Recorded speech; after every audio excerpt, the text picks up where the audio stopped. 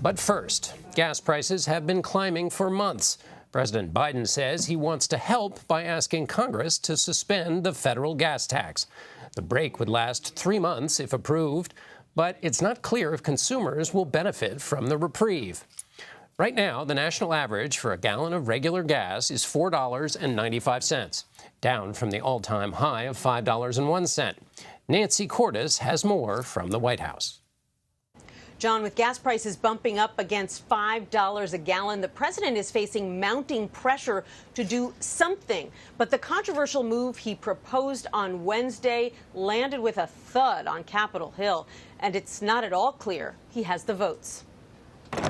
It's a move the White House has been mulling for months. The president calling on Congress today to halt a key tax for 3 months. By suspending the 18-cent gas tax, federal gas tax, for the next 90 days, we can bring down the price of gas and give families just a little bit of relief. How little? Well, the typical small SUV with a 15-gallon gas tank costs about $74 to fill up right now. Eliminating the federal gas tax would only bring that cost down by $2.70. And that's assuming gas stations lower their prices to reflect the full tax cut. They're under no obligation to do so. I don't think the data reflects that the consumers benefit. Lawmakers from both sides tapped the brakes today. This is just a gimmick. We need to call it what it is. Lucky Mora Orfe says she'll take it. She runs a transportation service in D.C. I would say, honestly, yes, every bit helps, but it would be nice if it was more help. To increase savings, the White House is now urging states to cut their own gas taxes. A handful of states have already done so, and analysts found a modest benefit for drivers. We're going to use every lever that we have. Energy Secretary Jennifer Granholm. What do you say to lawmakers who are already calling this federal gas tax holiday a gimmick and saying, best case scenario, it'll save drivers about $20 a month? Well, there's no doubt this is a modest, if it were just the federal gas tax, right, 18 cents is a modest, modest amount. But we're hopeful that we will start to see this come down, and this is one step in that direction. And Nancy Cordes joins me now from the White House lawn, where it looks like the skies are darkening. Nancy, before the rain arrives, some economists say that the president's federal gas tax holiday is not really going to do very much. What's the White House response to that?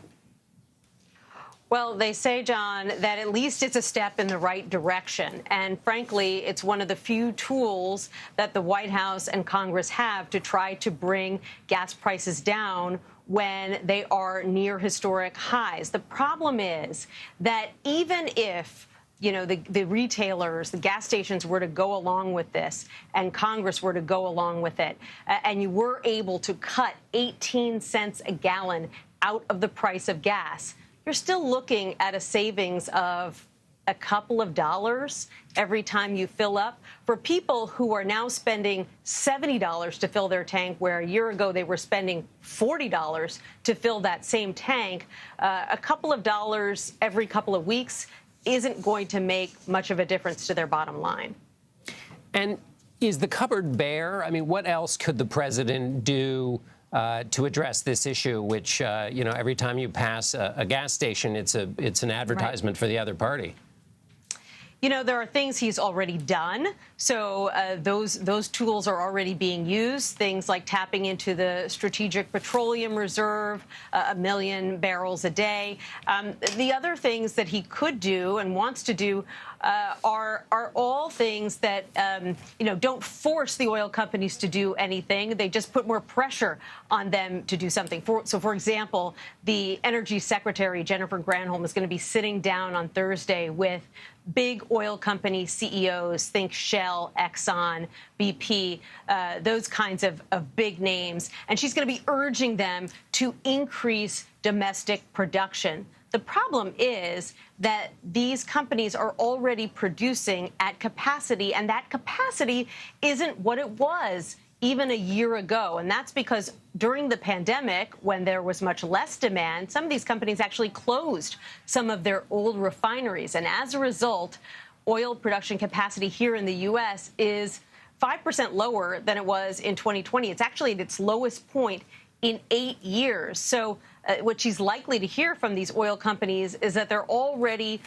producing everything they can, and trying to get these refineries back online at this point would take a long time and would be prohibitively expensive. Right. There are no quick fixes.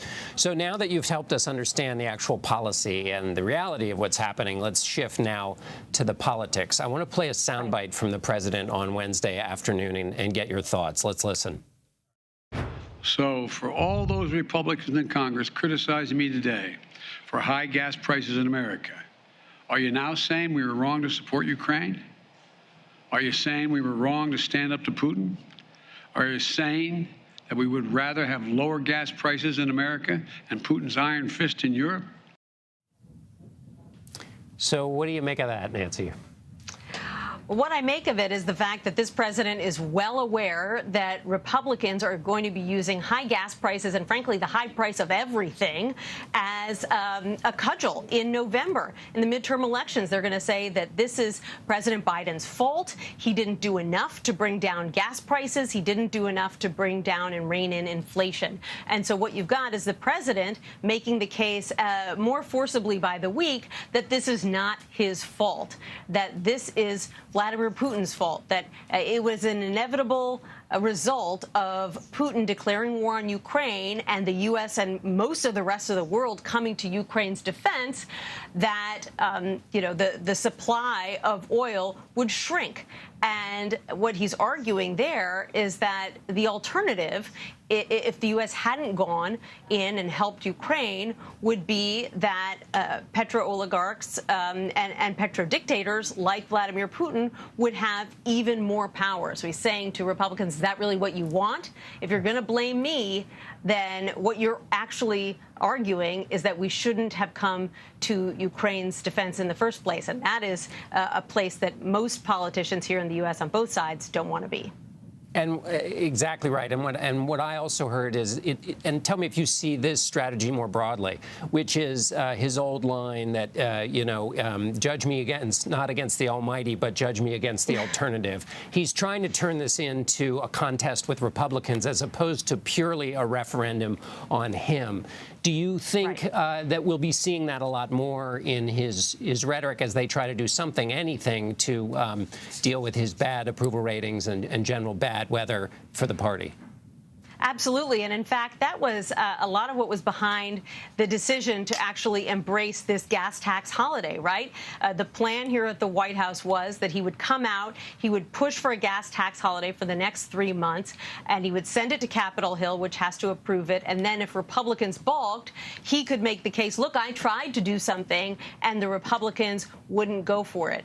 The problem with that messaging, it's looking, even after a half a day of this proposal being out there, is that even many Democrats aren't behind this idea of a gas tax holiday. In fact, the Speaker of the House, Nancy Pelosi, for months has been arguing that it's kind of a showbiz move and that the oil companies wouldn't really pass the savings along to drivers anyway, so it's not the greatest idea. And so that's going to complicate his plan to kind of voice this off on Republicans, the fact that Democrats are pretty lukewarm on this proposal as well. Yes, indeed. Nancy Cordes from the White House lawn. Thanks so much, Nancy. You're welcome.